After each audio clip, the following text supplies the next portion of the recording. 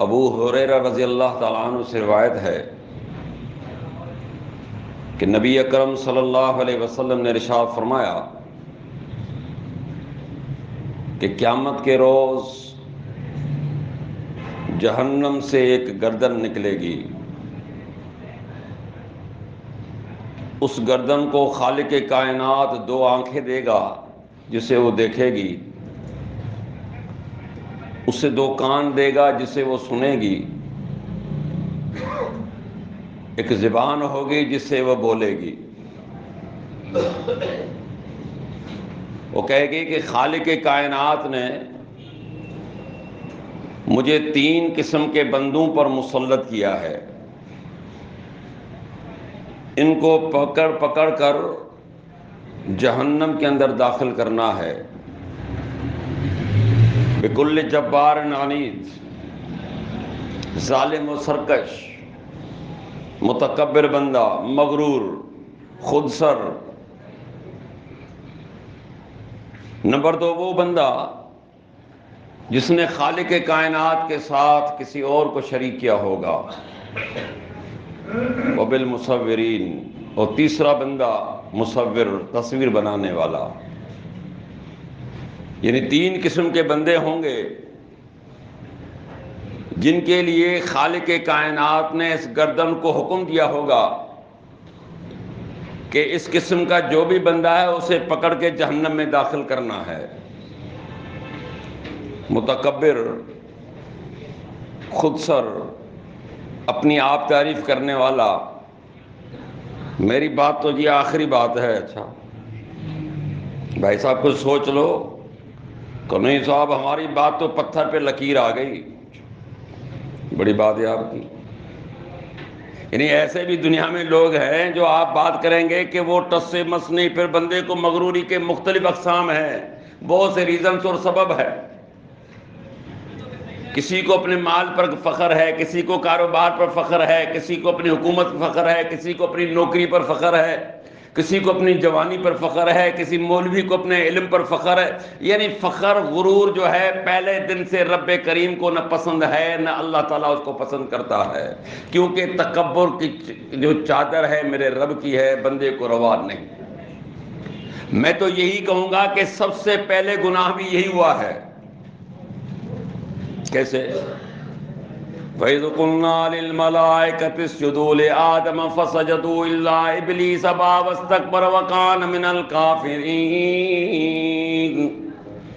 فرمایا کہ جب میں نے فرشتوں سے کہا کہ سارے کے سارے آدم کو سجدہ کرو، فسجدوا، جتنے بھی تھے سب نے سجدہ کیا، الا ابلیس، سوائے ابلیس لے، ابا واستکبر وکان من الکافرین، انکار بھی کیا اور مغروری کی، تکبر کیا، کافروں میں سے ہو گیا۔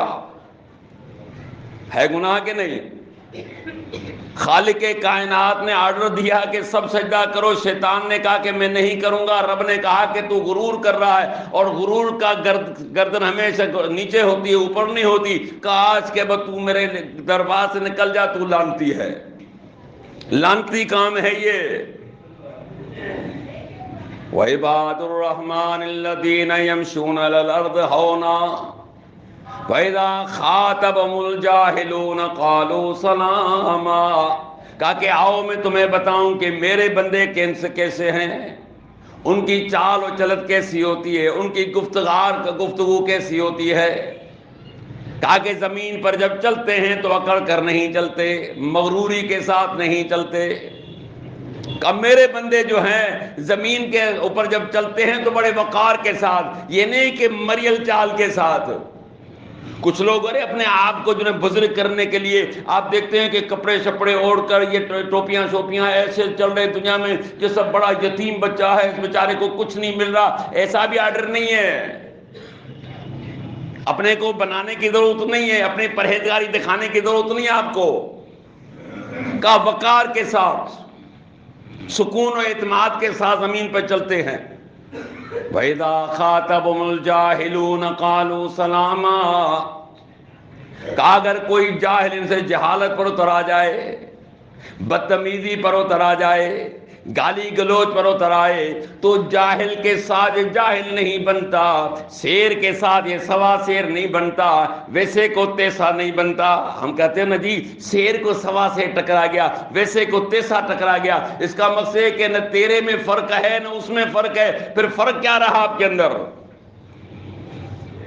اما عائشہ رضی اللہ عنہ بیان فرماتی ہیں ایک بندے نے آواز دی، محمد رسول اللہ صلی اللہ علیہ وسلم نے آواز پہچان لی، رماس کیا تھے آپ کے؟ کہ قوم کا بیکار بندہ آ گیا، قوم کا اچھا آدمی نہیں آیا، جس کے لیے میرا پیغمبر کہہ دے کہ اچھا آدمی نہیں، اس کا اچھا نہیں ہوگا۔ بہرحال آپ نے اس کو بلایا، اس سے بیٹھے، آپ نے بات چیت کی، گفتگو کی، جو کرنی تھی۔ وہ بندہ جب چلا گیا تو اما عائشہ نے عرض کی اللہ کے رسول آپ نے تو بتایا تھا کہ بندہ بڑا بیکار ہے، اور آپ تو بڑے سکون و آرام اطمینان سے اس سے باتیں کر رہے تھے۔ آپ نے فرمایا یہ بات میں نے اس کے لیے کہی تھی۔ بات سمجھ رہے ہو؟ یہ بات میں نے اس کے لیے کہی تھی، اس کا مقصد نہیں کہ برے کے ساتھ آپ بھی برا آئیں گے، تو پھر اس میں آپ میں فرق کیا رہا؟ آپ کا کردار آپ کے پاس ہے، اس کا کردار اس کے پاس ہے۔ تو رب کہتا ہے کہ میرے بندے یہ ہیں کہ جب بھی کوئی جاہل ان سے جہالت کرتا ہے تو یہ جہالت پر اتر کے نہیں آتے، وقالوا سلاما، کہا کہ سلام کہتے اپنی راہ کو لیتے ہیں۔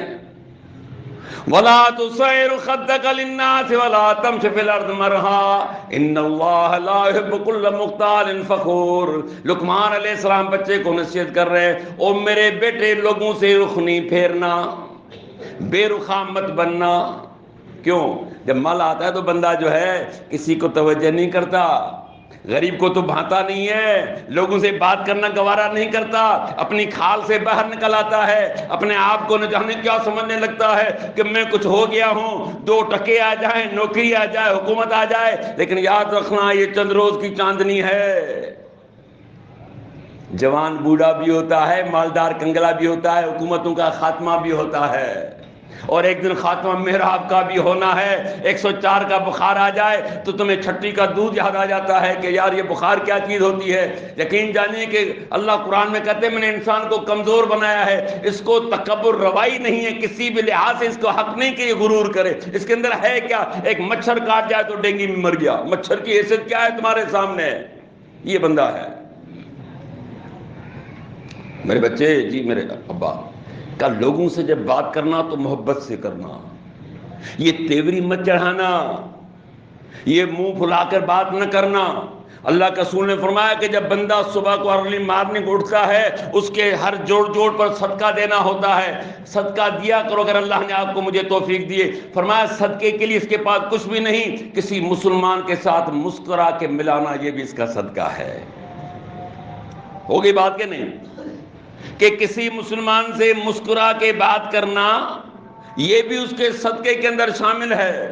تو یہاں پہ بھی نصیحت کیا کر رہے ہیں اپنے بیٹے کو، میرے بچے لوگوں پر جو ہے نا اپنا رخ نہیں پھیرنا، منہ کو اور اپنے تیوری نہیں چڑھانا۔